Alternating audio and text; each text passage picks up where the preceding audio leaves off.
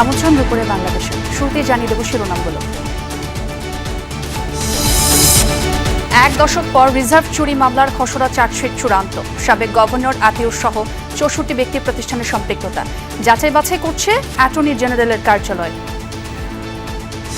শুনছি আমি এক সময়, এখন তো আর মিটারের প্রশ্ন আসে না। সাধারণত নর্মালি ভাড়া হলো ৫০০ টাকা, ৪০০ টাকা, কিছু কিছু সময় আছে ওরা ভাড়া চায় ৮০০, ১০০০।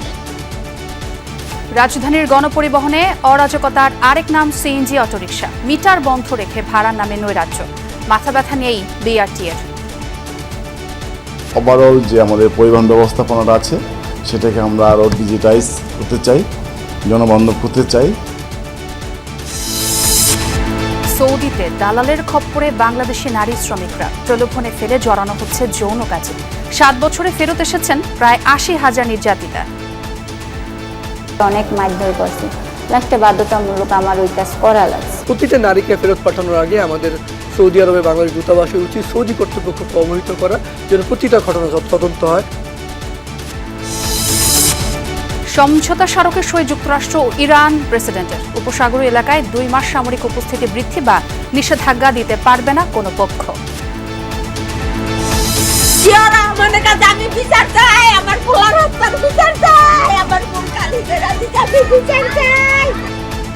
মুন্সিগঞ্জের লৌহজঙ্গে এক ব্যবসায়ীকে বাড়ির সামনেই কুপিয়ে হত্যা। পূর্বশত্রুতার জের, ধারণা পুলিশের। গাজীপুরের কালিয়াকৈরে একটি কারখানার শতাধিক শ্রমিক হাসপাতালে ভর্তি। দূষিত পানি পানে সবাই অসুস্থ হওয়ার অভিযোগ।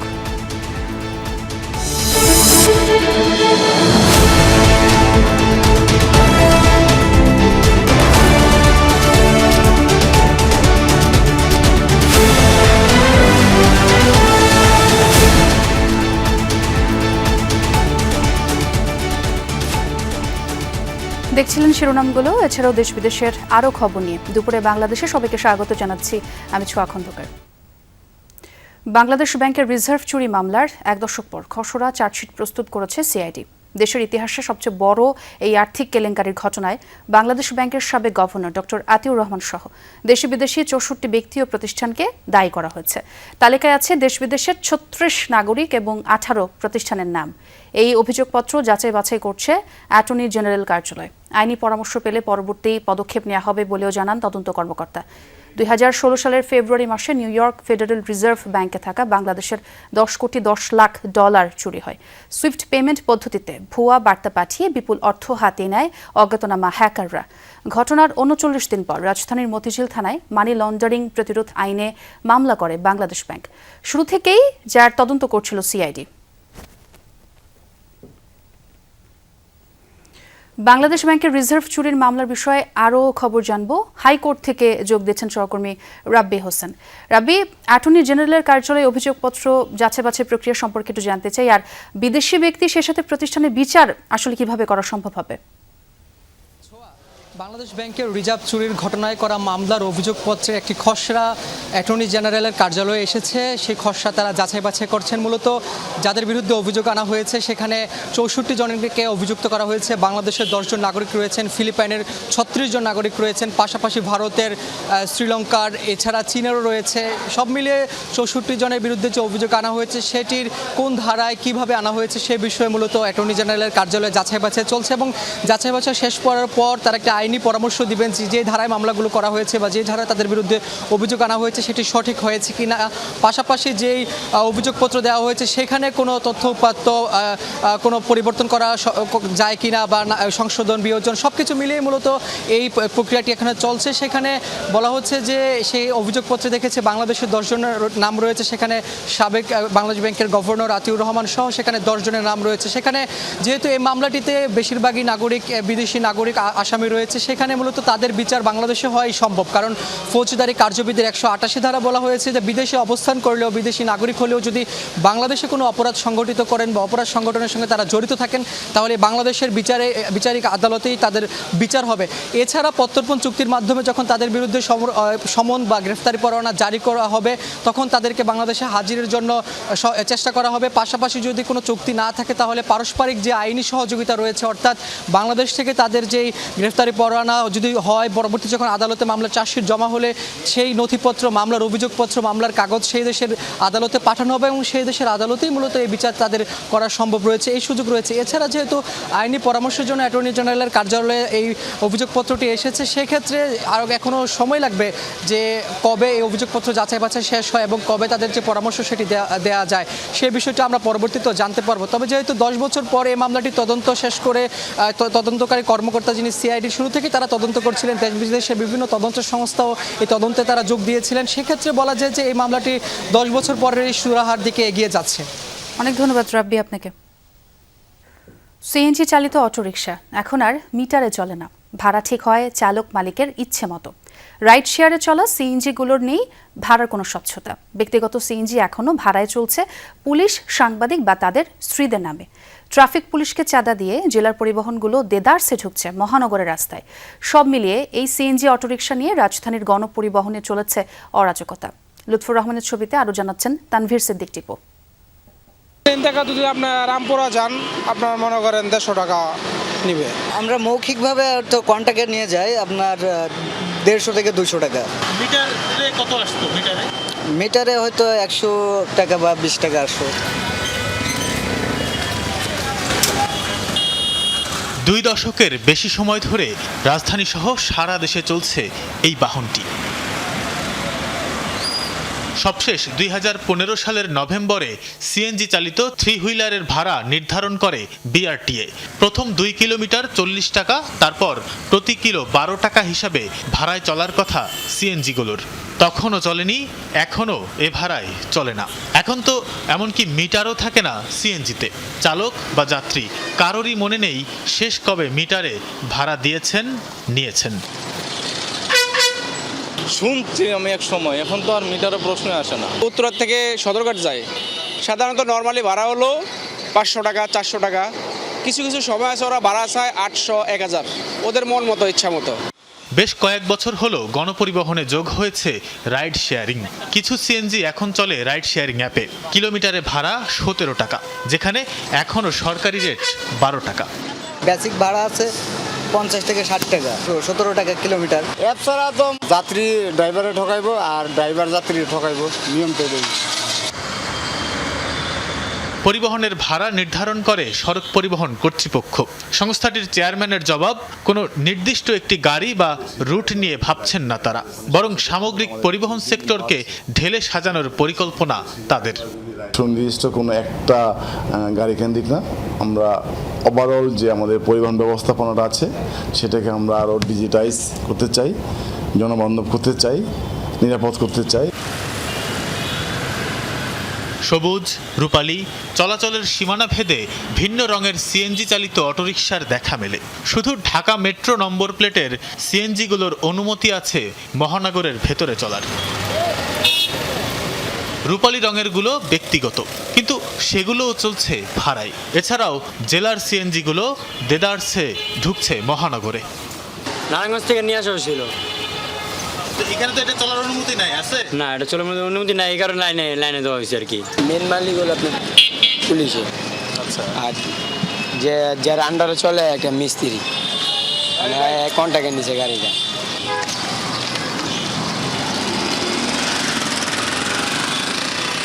সামনে থাকা ট্রাফিক পুলিশ বলছেন কিছুই করার নেই তার।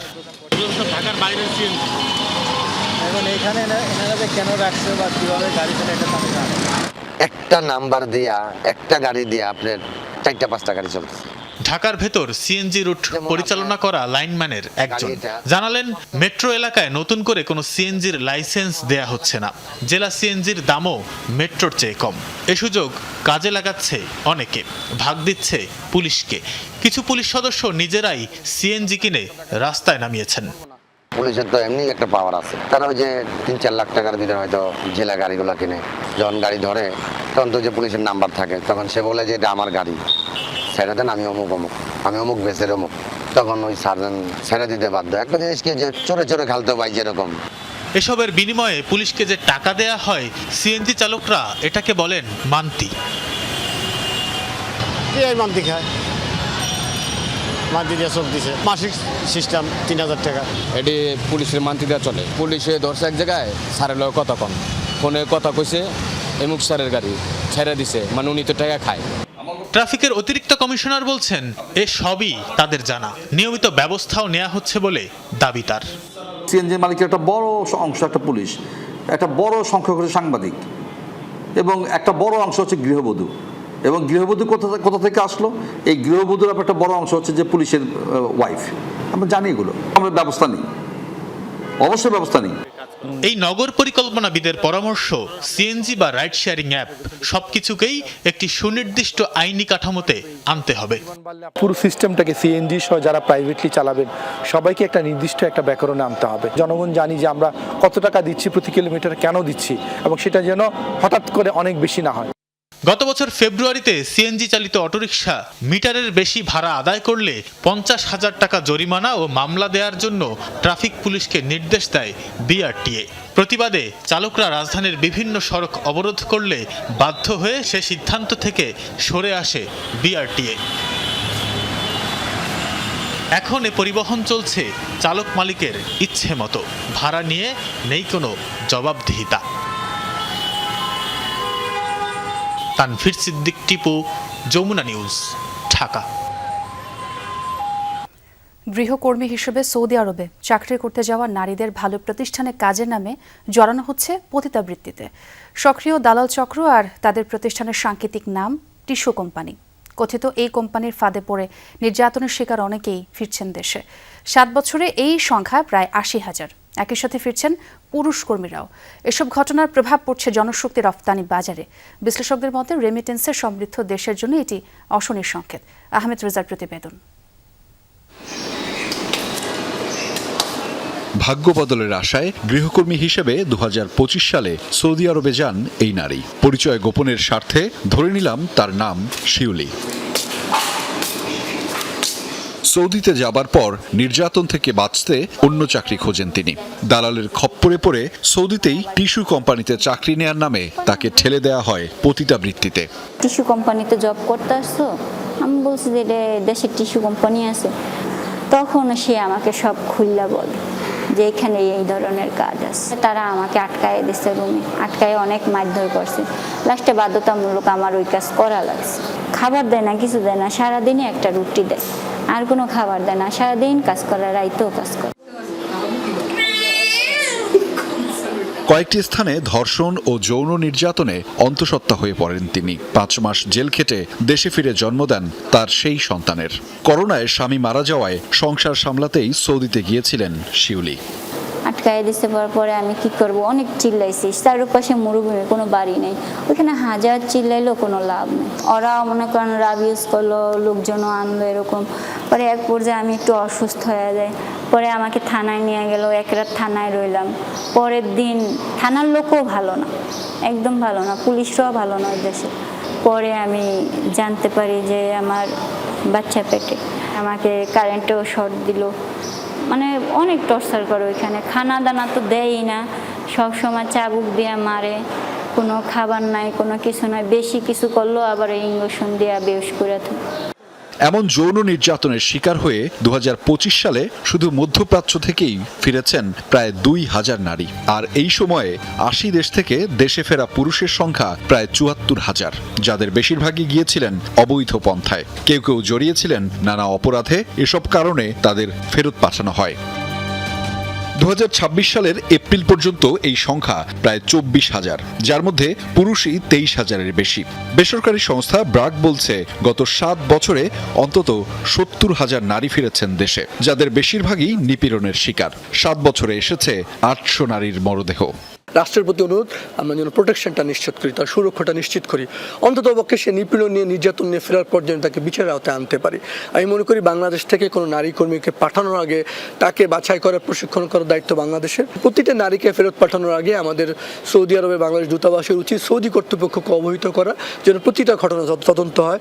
বিরাট সংখ্যার এই জনশক্তির অসহায়ত্ব দূর করতে কি করছে প্রবাসী কল্যাণ মন্ত্রণালয়? প্রশ্ন ছিল প্রতিমন্ত্রীর কাছে।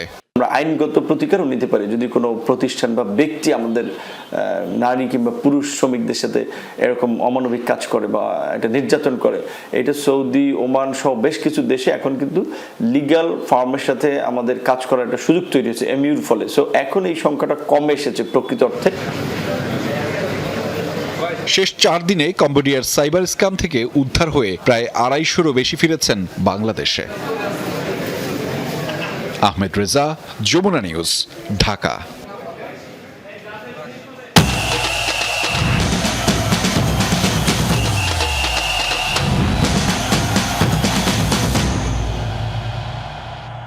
হিউস্টনে রচিত হলো ইতিহাস।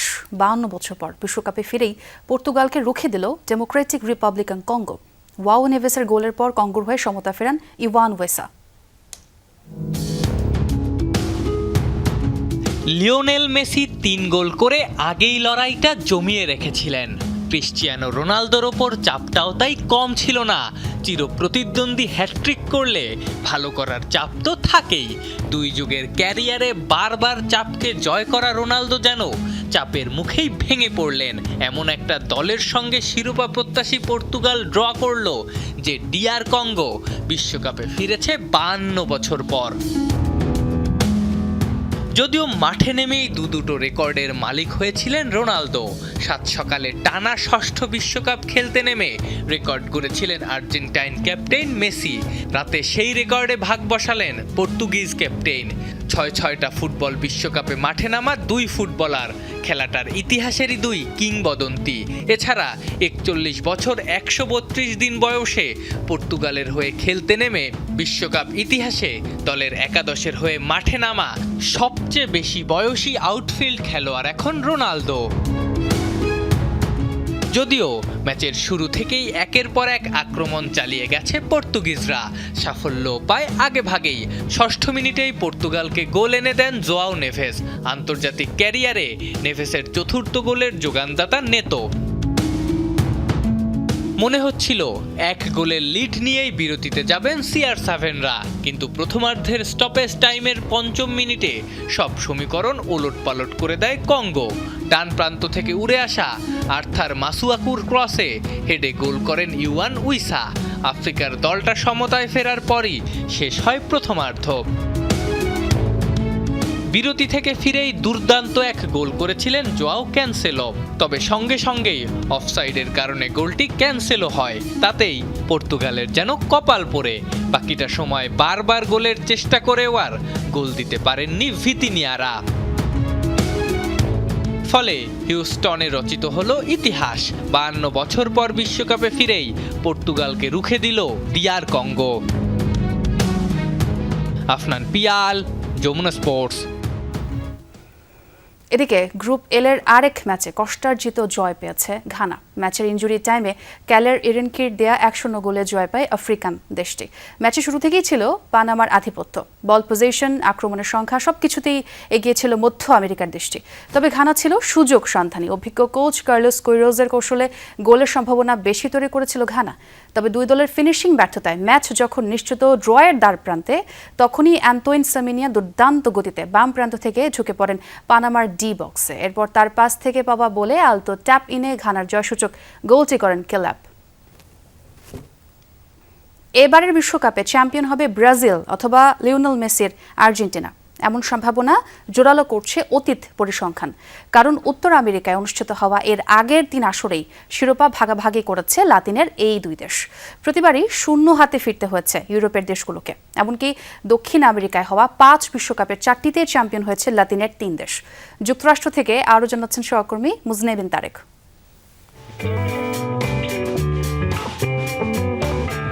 ভিন্ন অভিজ্ঞতায় বিশ্বকাপ মিশন শুরু করেছে লাতিনের 2 পরাশক্তি ব্রাজিল ও আর্জেন্টিনা। মেসির উড়ন্ত সূচনার বিপরীতে পয়েন্ট ভাগাভাগি করতে হয়েছে নেইমারের ব্রাজিলকে। হেক্সা মিশনের শুরুতে হোঁচট খেলেও শিরোপার জোরালো দাবিদার সেলেসাওরা। একই রেসে আছে স্কালোনির শিষ্যরাও, বিশেষ করে বিশ্বকাপ যখন হচ্ছে উত্তর আমেরিকায়। এর আগে এই মহাদেশে অনুষ্ঠিত 3 আসরের ট্রফি যায়নি ইউরোপে। ব্রাজিলের 2 বারের বিপরীতে আর্জেন্টিনা চ্যাম্পিয়ন হয়েছে 1 বার। শুরুটা 1970 বিশ্বকাপে মেক্সিকো আসর দিয়ে। সেবার পেলের ব্রাজিল চ্যাম্পিয়ন হয়ে আজীবনের জন্য ঘরে তোলে জুলেরিমের ট্রফি। এরপর 1986 আসরে আবারও আয়োজক মেক্সিকো।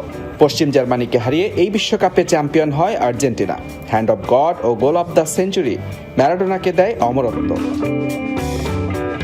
8 বছরের মাথায় আবারও বিশ্বকাপ বসে উত্তর আমেরিকায়। যুক্তরাষ্ট্রের সেই আসরে রবার্তো ব্যাজিওর ইতালিকে কাঁদিয়ে নিজেদের চতুর্থ বিশ্বকাপ জেতে ব্রাজিল। ব্রাজিল এবং আর্জেন্টিনা তারা শিরোপার দাবিদার, এবং শুধুমাত্র উত্তর আমেরিকা নয়, দক্ষিণ আমেরিকার হিসেবেও কিন্তু এই লাতিন দেশগুলোই এগিয়ে। 5 বার দক্ষিণ আমেরিকায় বিশ্বকাপ হয়েছে, তার একবার মাত্র ইউরোপে ট্রফি গেছে, সেটিও আপনাদের একেবারেই স্মৃতিটা টাটকা।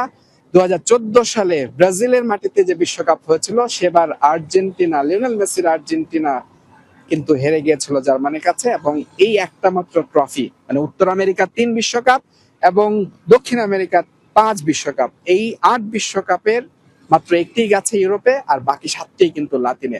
এবার চতুর্থ বিশ্বকাপ হচ্ছে উত্তর আমেরিকায়। সেই হিসেব বা পরিসংখ্যান বলছে কিন্তু ট্রফিটা যাবে লাতিনে। সেটা এখন ব্রাজিলের ঘরে যায় নাকি আর্জেন্টিনার ঘরে, সেটি দেখার অপেক্ষা। দক্ষিণ আমেরিকায় হওয়া এখন পর্যন্ত 5 বিশ্বকাপের 2টি ঘরে তুলেছে উরুগুয়ে, আর একটি করে শিরোপা জিতেছে ব্রাজিল ও আর্জেন্টিনা। লাতিনে বিশ্বকাপ জেতা ইউরোপের একমাত্র দেশ জার্মানি। ফুটবল এক্সপার্টদের প্রেডিকশনে অবশ্য ধোপে টিকছে না এই পরিসংখ্যান। প্রায় সব ভবিষ্যৎবাণীতেই ঘুরে ফিরে আসছে ইউরোপের কোনো না কোনো দেশের নাম। মুজরা বিন তারেক, যমুনা স্পোর্টস, ডালাস, যুক্তরাষ্ট্র। অবশেষে চুক্তিতে সই করল 2 চিরবৈরী দেশ যুক্তরাষ্ট্র, ইরান। পৃথকভাবে পৃথক স্থানে সমঝোতা স্মারকে স্বাক্ষর করেছেন প্রেসিডেন্ট ডোনাল্ড ট্রাম্প ও মাসুদ পেজেশকিয়ান।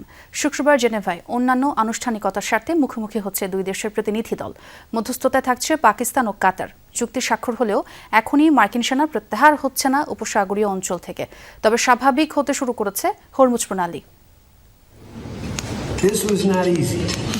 ঐতিহাসিক প্রাসাদে ঐতিহাসিক মুহূর্ত। ফ্রান্সের ভার্সাই প্যালেসে ইরানের সাথে চুক্তিপত্রে স্বাক্ষর করলেন মার্কিন প্রেসিডেন্ট ডোনাল্ড ট্রাম্প। ফোনে ধারণ করা সেই ভিডিও সামাজিক মাধ্যমে প্রকাশ করেন এক হোয়াইট হাউস কর্মকর্তা।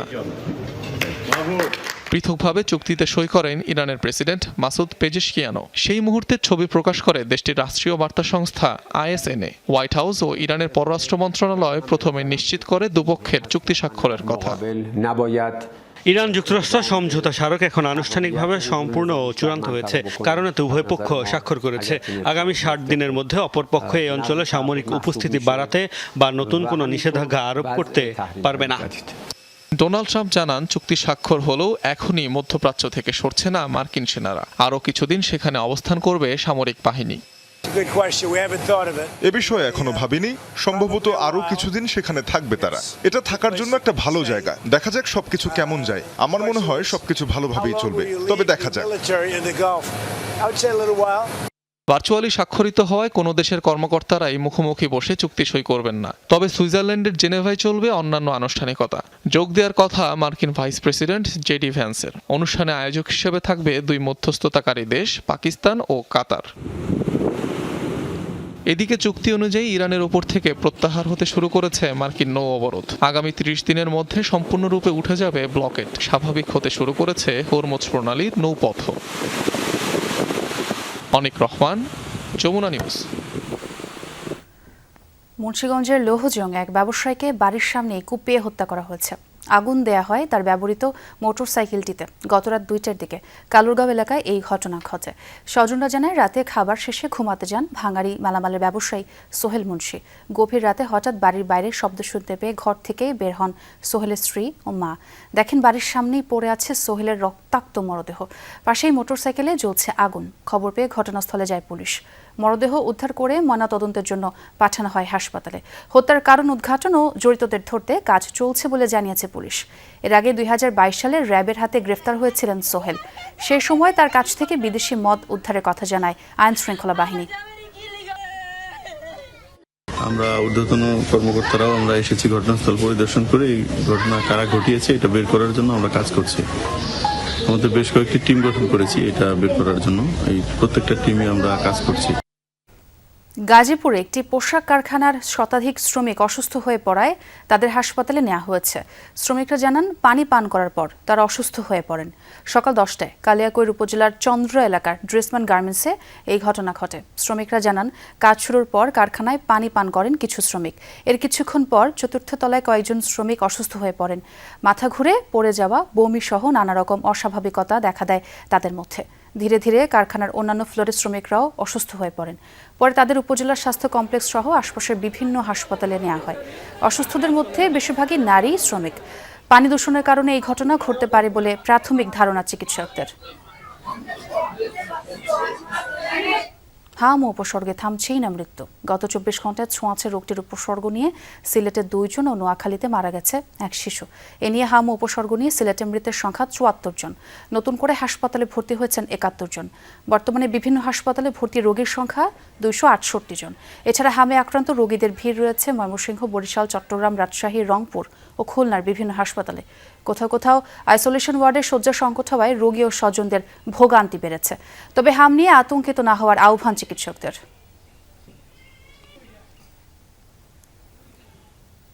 4 দিন ধরে কুড়িগ্রাম সীমান্তের শূন্যরেখায় অবস্থান করছে শিশুসহ 9 জন। রোববার ভোর 6টা থেকে রৌমারী উপজেলার গোয়াটাপাড়া থেকে 6 জন এবং ইসলামারী সীমান্ত থেকে 3 জনকে পুষিনের চেষ্টা করে বিএসএফ। বিজিবি ও স্থানীয়দের প্রতিরোধে তা ব্যর্থ হয়। এই বিষয়ে বিএসএফ বিজিবি পতাকা বৈঠক অনুষ্ঠিত হয়। বিজিবি জানায়, বৈঠকে বিএসএফ পুষিনের ঘটনা অস্বীকার করে তাদের ফেরত নিতে অস্বীকৃতি জানায়। এরপর থেকে সীমান্তের শূন্যরেখায় অবস্থান করছে ওই 9 জন। তাদের ফিরিয়ে দিতে বিএসএফ এর সাথে আলোচনা অব্যাহত রয়েছে বলেও জানায় বিজিবি। এদিকে জামালপুর সীমান্তের শূন্যরেখায় আটকে থাকা ব্যক্তিকে 48 ঘন্টা পর ফিরিয়ে নিয়ে গেছে বিএসএফ।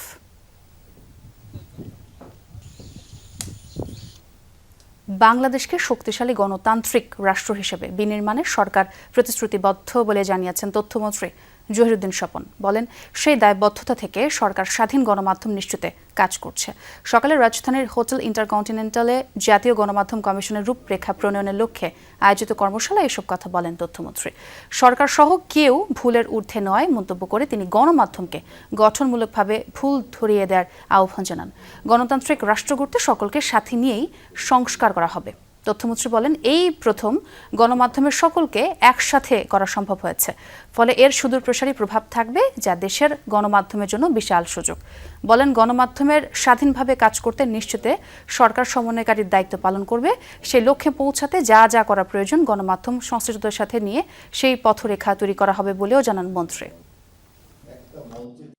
রাষ্ট্রকে একটা গণতান্ত্রিক রাষ্ট্রে পরিণত করার জন্য, একটা কল্যাণমূলক রাষ্ট্রে পরিণত করার জন্য যে সমস্ত জায়গাতে মেরামত করা দরকার, সকলকে সাথে নিয়ে সেই সব জায়গাতে আমরা মেরামত করব। এবং সেক্ষেত্রে আমরা বলে রেখেছি যে আমরা গণমাধ্যমের স্বাধীনতাকে নিশ্চিত করব এবং সেই লক্ষ্যে আপনাদের সকলকে সাথে নিয়ে আমরা পথ চলব। জাতিসংঘ ফোরামে মানবিক সহায়তা জোরদার, বেসামরিক জনগণের সুরক্ষা নিশ্চিত এবং শান্তি প্রতিষ্ঠায় নারীদের নেতৃত্ব বৃদ্ধির আহ্বান জানিয়েছে বাংলাদেশ। স্থানীয় সময় বুধবার নিউ ইয়র্কে জাতিসংঘ অর্থনৈতিক ও সামাজিক পরিষদ ECOSOC 2026 সালের আয়োজনে এই আহ্বান জানান পররাষ্ট্র প্রতিমন্ত্রী শামা ওবায়দ ইসলাম। এ সময় তিনি বলেন, প্রধানমন্ত্রী তারেক রহমানের নেতৃত্বে বাংলাদেশ সামাজিক সুরক্ষা কর্মসূচি সম্প্রসারণ, দুর্যোগ প্রস্তুতি, নারীর ক্ষমতায়ন ও ঝুঁকিপূর্ণ জনগোষ্ঠীর সহায়তায় কাজ করছে। একই দিন তিনি জাতিসংঘ নিরাপত্তা পরিষদের নারী, শান্তি ও নিরাপত্তা বিষয়ক উন্মুক্ত বিতর্কে অংশ নেন। সেখানে শান্তি প্রতিষ্ঠা, সংঘাত প্রতিরোধ ও পুনর্গঠনে নারীদের গুরুত্বপূর্ণ ভূমিকার কথা তুলে ধরেন। জাতিসংঘ শান্তিরক্ষা মিশনে কর্মরত বাংলাদেশি নারী শান্তিরক্ষীদেরও প্রশংসা করেন তিনি। সংঘাতপূর্ণ অঞ্চলে নারী ও শিশুদের দুর্ভোগ এবং বৈশ্বিক মানবিক অর্থায়নের ঘাটতি নিয়ে উদ্বেগ প্রকাশ করেন। পাশাপাশি রোহিঙ্গা সংকটের টেকসই সমাধান ও তাদের দ্রুত মিয়ানমারে প্রত্যাবাসনে আন্তর্জাতিক সহযোগিতা অব্যাহত রাখার আহ্বান জানান তিনি। Our government women's empowerment by establishing women's affairs. Our government, under the leadership of Prime Minister Tariq Rahman, is pursuing a peace-driven, people-centered foreign policy with women at its core. Recent initiatives such as farmers' cards for women farmers and family cards for female heads of households are strengthening grassroots empowerment. ঝালকাঠিতে বাড়ছে ডেঙ্গুর প্রকোপ। চলতি মাসের 15 দিনে জেলার বিভিন্ন হাসপাতালে চিকিৎসা নিয়েছেন 272 জন, যা গত বছরের একই সময়ের তুলনায় প্রায় দ্বিগুণ। এরই মধ্যে জেলা শহরের কাঠপট্টি, বান্দাঘাট, বাঁশপট্টি, কলাবাগান, স্টেশন রোড, সিটি পার্ক ও ফকিরবাড়ি এলাকাকে ডেঙ্গু ঝুঁকিপূর্ণ হিসেবে চিহ্নিত করেছে স্বাস্থ্য বিভাগ ও জেলা প্রশাসন। ঝালকাঠি সদর হাসপাতালের ডেঙ্গু ওয়ার্ড। এখানে 100 শয্যার বিপরীতে চিকিৎসা নিচ্ছেন 12 জন। সম্প্রতি ঝালকাঠিতে বেড়েছে ডেঙ্গুর প্রকোপ। সদর হাসপাতাল ছাড়াও রাজাপুর স্বাস্থ্য কমপ্লেক্সে 2 জন ও কাঠালিয়ায় চিকিৎসা নিচ্ছেন 1 জন ডেঙ্গু রোগী।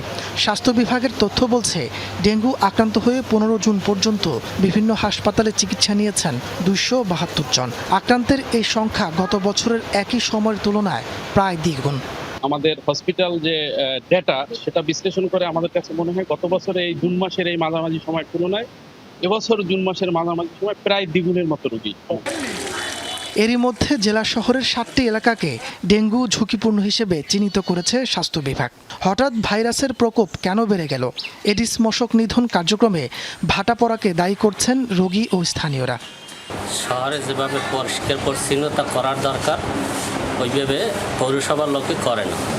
জ্বর পরে আমি ডাক্তার দেখাইলাম, রাইতে আমার ফিকি সেরেছে, স্যালাইন দিয়েছে। পরিষ্কার পরিচ্ছন্নতা এই কারণে মশা আক্রান্ত হয়ে 4 দিন যাবৎ ঝালকাঠি হাসপাতালে ভর্তি। পৌরসভার থেকে যে ঔষধটা ছিটানো হয় বোমবার দিয়ে, সেই আইওয়াশ করে সামনে শহরের কিছু কিছু জায়গায় সামনে থেকে বড় রাস্তার সামনে কিছু দিয়ে যায়, কিন্তু এই যে মহল্লার মধ্যে বিভিন্ন জায়গায় যে এরকম মশার উপদ্রব সেগুলো কিন্তু কোনো ব্যবস্থা নেওয়া হয় না। পৌর প্রশাসক বলছেন, মশা নিধনে স্প্রে কার্যক্রম চলমান রয়েছে, পাশাপাশি ড্রেন পরিষ্কারেও উদ্যোগ নেওয়া হচ্ছে। আমরা প্রতি ওয়ার্ডে রোস্টার করে আমাদের 4টা ফগার মেশিন দিয়ে আমরা নিয়মিত মশার ওষুধ ছিটাচ্ছি। আমরা যে আমাদের ড্রেনগুলো আছে এবং খালগুলো আছে এগুলো আমরা পরিষ্কার করছি। হাসপাতাল কর্তৃপক্ষ বলছে, রোগীদের যথাসাধ্য চিকিৎসা দেওয়া হচ্ছে, পাশাপাশি কোন রোগী কোন এলাকা থেকে আসছে তারও তালিকা তৈরি করা হচ্ছে। আমাদের প্রয়োজনীয় কনসালটেন্ট যারা আছে চিকিৎসা দিচ্ছে, প্রয়োজনীয় স্যালাইন ওষুধপত্র আমাদের সবই আছে।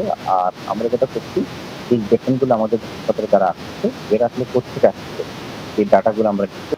জ্বর হলে দ্রুত পরীক্ষার পাশাপাশি বাড়ির আশপাশ পরিষ্কার পরিচ্ছন্ন রাখার আহ্বান জানিয়েছেন চিকিৎসকরা। তাপস সরকার, যমুনা নিউজ। প্রধানমন্ত্রীর পররাষ্ট্র বিষয়ক উপদেষ্টা হুমায়ুন কবিরের সঙ্গে সৌজন্য সাক্ষাৎ করেছেন ঢাকা নিযুক্ত স্পেনের রাষ্ট্রদূত গ্যাব্রিয়েল মারিয়া সিস্তিয়াগা ওচুয়াদে চিনচক্র।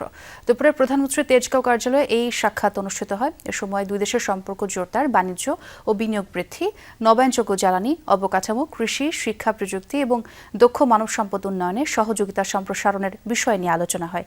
স্পেনের রাষ্ট্রদূত বাংলাদেশে বিনিয়োগ ও বাণিজ্যিক সম্পৃক্ততা বাড়ানোর আগ্রহ প্রকাশ করেন। হুমায়ুন কবির স্পেনের বিনিয়োগকারীদের দেশে বিনিয়োগের আহ্বান জানিয়ে বলেন, বিদেশি বিনিয়োগের জন্য বাংলাদেশ একটি স্থিতিশীল ও সম্ভাবনাময় গন্তব্য। উভয় পক্ষ পারস্পরিক স্বার্থ রক্ষার ক্ষেত্রে সহযোগিতা আরও জোরদারের প্রত্যাশা ব্যক্ত করেন। মেগা বাজেট কিংবা ইতিহাসের সবচেয়ে বড় বাজেট, আয় ব্যয়ের খুঁটিনাটি বিষয় নিয়ে এমন আলোচনা সর্বত্র। কারণও আছে, চলতি অর্থবছরের তুলনায় প্রায় 1.5 লাখ কোটি টাকার বেশি ব্যয় প্রস্তাব দিয়েছেন অর্থমন্ত্রী, কিন্তু সেটিও যথেষ্ট নয়। অর্থনীতিবিদ ডক্টর মোহাম্মদ ফরাসউদ্দিন মনে করেন, জিডিপির 20% ব্যয় না করা গেলে বড় বাজেট বলা ঠিক না। জানালেন, জিডিপির লক্ষ্য অর্জন কঠিন, অর্থনীতিতে স্থিতিশীলতা আনাটাই এখন প্রধান কাজ। রাজস্ব আদায় এবং ব্যবসা বিনিয়োগে অগ্রাধিকার দেয়া দরকার। রিমন রহমানের রিপোর্ট।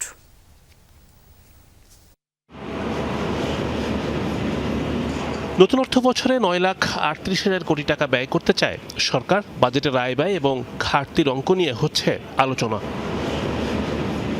চলতি অর্থ বছরে বাজেটের আকার ছিল 7,90,000 কোটি টাকা, অর্থাৎ মূল বাজেটের চেয়ে আগামী অর্থ বছরের বাজেটের আকার বৃদ্ধি প্রায় 1.5 লাখ কোটি টাকা। চলতি অর্থ বছরের 9 মাসে বাজেট বাস্তবায়ন মাত্র 52%। বিএনপি সরকার এমন এক প্রেক্ষাপটে আগামী অর্থ বছরের জন্য বিশাল ব্যয় প্রস্তাব কতটা বাস্তবায়নযোগ্য? প্রশ্ন হচ্ছে, প্রস্তাবিত বাজেট কি অনেক বড়? জিডিপির 20% না হলে বাজেট ছোট। এখনো পর্যন্ত আমরা একবার 18-তে গেছিলাম, কিন্তু ওই 14-15-এর মধ্যে থাকে, কাজেই সেই হিসাবে বাজেট বড় না। 9,38,000 কোটি টাকার বাজেটটা সম্পূর্ণভাবে নিজের অর্থে বাস্তবায়ন করতে পারবে, সেই দিন আমি বলবো বাংলাদেশের কল্যাণ রাষ্ট্রের যাত্রা দৃঢ়ভাবে শুরু হয়েছে। বাজেটে ধরা হচ্ছে বিশাল রাজস্ব লক্ষ্য। সব মিলিয়ে রাজস্ব আদায় করতে হবে প্রায় 7 লাখ কোটি টাকা। রাজস্ব বোর্ডকে আনতে হবে সিংহভাগ অর্থ। এই অর্থনীতিবিদ মনে করেন মাথাপিছু আয়ের হিসাব বিবেচনায় নিলে রাজস্ব আদায় বৃদ্ধি সম্ভব, তবে আয়করের স্ল্যাবে পরিবর্তন প্রয়োজন। $5,000 পার ক্যাপিটা ইনকাম আছে, তো 2.5 কোটির মধ্যে যদি 1 কোটি মানুষের কাছ থেকেও ট্যাক্স নেওয়া যেত, যেটা সম্ভব এবং উচিত, তাহলেও কিন্তু এই বাজেটটা আরও বড় হতো। দলিল মূল্যের রেজিস্ট্রেশন বাধ্যতামূলক করা যায় এবং যদি এটাকে খুব সতর্কভাবে যদি নজরদারি করা যায়, তাহলে কিন্তু এখানে প্রচণ্ড রেভিনিউ বেড়ে যাবে, কোনো প্রশ্ন নাই। জিডিপি প্রবৃদ্ধি লক্ষ্য 6.5%। এই লক্ষ্য অর্জন কি সম্ভব? অর্থনীতি ঘুরে দাঁড়াতে সরকারের এখন করণীয় কি? এই বছর বা আগামী বছর বাজেটটা হতে হবে স্টেবিলাইজেশন। এই গ্রোথ রেট 6.5% দিয়েছেন, হওয়ার কোনো প্রশ্নই নাই, হবে না। এই 25-26 যদি 4.14% হয়, তাহলে এই 1 বছরে 2.5% বাড়াতে পারবো, এই কেউ বলবে না। উৎপাদন বৃদ্ধিতে সরকারের প্রচেষ্টার কমতি নেই। এই অর্থনীতিবিদ মনে করেন বিএনপি সরকার বরাবরই ব্যবসা ও বিনিয়োগ বান্ধব পদক্ষেপ নেয়। বাজেটে এবারও আছে তার প্রতিফলন। বিএনপি সাধারণত প্রাইভেট সেক্টরের স্বার্থ দেখে, তার মাধ্যমে দেশের স্বার্থ দেখে।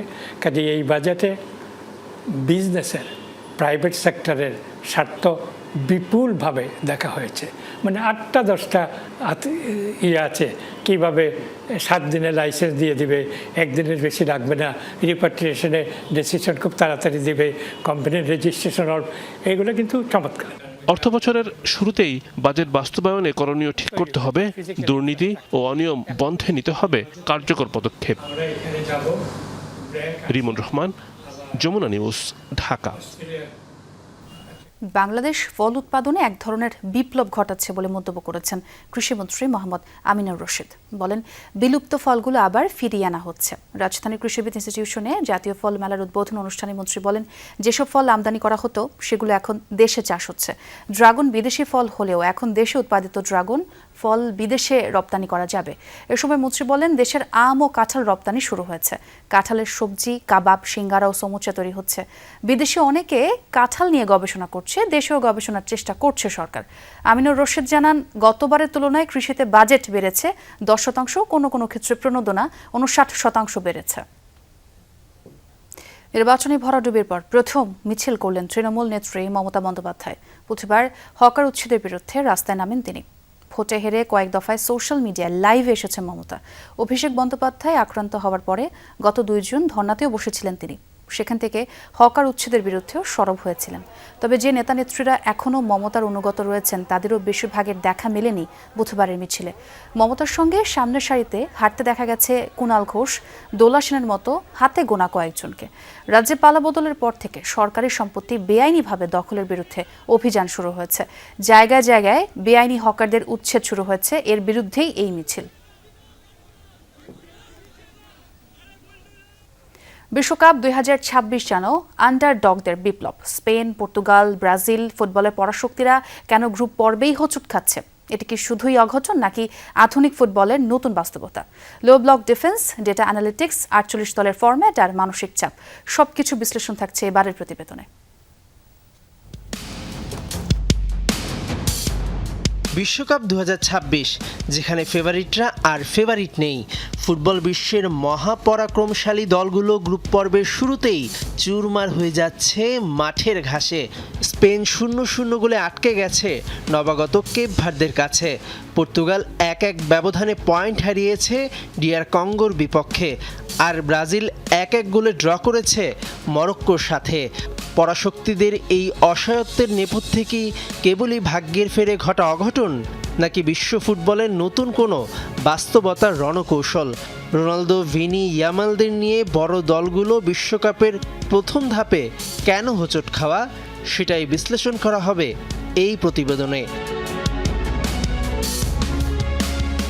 এর মূল কারণ 4টি। নাম্বার 1, আন্ডারডগ দলগুলোর নিখুঁত লো ব্লক ডিফেন্স এবং কম্প্যাক্ট ট্রানজিশন। তথাকথিত ছোট দলগুলো এখন আর আক্রমণাত্মক ফুটবলের ফাঁদে পা দিচ্ছে না। তারা নিজেদের বক্সে 5-4-1 বা 4-5-1 মিড ব্লক গড়ে তুলে বড় দলগুলোর হাফ স্পেস বা ফাঁকা জায়গা তৈরির সুযোগ বন্ধ করে দিচ্ছে। কেপ ভার্দের বিপক্ষে 70% বেশি বল দখল রেখেও স্পেনের টিকি-টাকা ভেঙে পড়ার মূল কারণ ফাইনাল থার্ডে পেনিট্রেশন লাইনের অভাব, যেখানে স্প্যানিশ ফরওয়ার্ড মিকেল ওয়েরজাবাল প্রথম 30 মিনিটে একটিবারের জন্য বল ছুঁতে পারেননি। আর 40 বছরের গোলকিপার ভার্জিনিও চীনের প্রাচীর হয়ে দাঁড়িয়েছিলেন। নাম্বার 2, ইউরোপ আমেরিকার অত্যাধুনিক ডেটা অ্যানালিটিক্স ব্যবহার করে ছোট দলগুলো এখন বড়দের পাসিং লেন আগেই ব্লক করে দিচ্ছে। অতিরিক্ত পাসিং এবং পজিশনাল ফুটবলের উপর অতি নির্ভরশীলতার কারণে বড় দলগুলো প্রতিপক্ষের উচ্চ গতির কাউন্টার প্রেসিং এর সামনে নিজেদের প্রেস রেজিস্ট্যান্স বা বল ধরে রাখার ক্ষমতা হারিয়ে ফেলছে।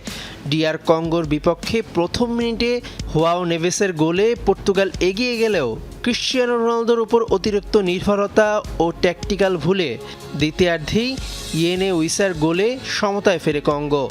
ব্রাজিলের একক নৈপুণ্যে যোগবনীতেও মুখ থুবড়ে পড়ছে মরক্কোর উইং লক আর মিরর ডিফেন্সের কাছে। ব্যতিক্রম শুধু কুইক ট্রানজিশন আর হাই প্রেসিংয়ে মেসির আর্জেন্টিনার জয়। নাম্বার 3, 48 দলের নতুন ফরম্যাটে গ্রুপ পর্বে ড্রয়ের কৌশলগত সুবিধা এবং উত্তপ্ত আবহাওয়া বা ভ্রমণের ক্লান্তিও বড় দলগুলোর পারফরমেন্সে প্রভাব ফেলছে। শেষ কারণটি মনস্তাত্ত্বিক। ফেভারিট তকমা নিয়ে মাঠে নামা দলগুলো যখন প্রত্যাশার তীব্র চাপে ভুল পাস আর স্নায়ুযুদ্ধে হারছে, তখন হারানোর কিছু না থাকা দলগুলো খেলছে ভয় ডরহীন ফুটবল। জার্সি তারকা চিহ্ন বা নামের ভারে যে আর ম্যাচ জেতা যায় না, আধুনিক ফুটবলের এই বৈপ্লবিক সমীকরণ প্রতিটি 90 মিনিটে তারই নির্মম বাস্তবতা মনে করিয়ে দিচ্ছে। মেহেদি নাইম, যমুনা স্পোর্টস। আর দুপুরের বাংলাদেশের প্রথম ঘন্টা থেকে বিদায় নিচ্ছি আমি ছোঁয়া খন্দকার। পরের ঘন্টা খবর নিয়ে পেবেন হাসন রাফির সঙ্গে থাকবেন।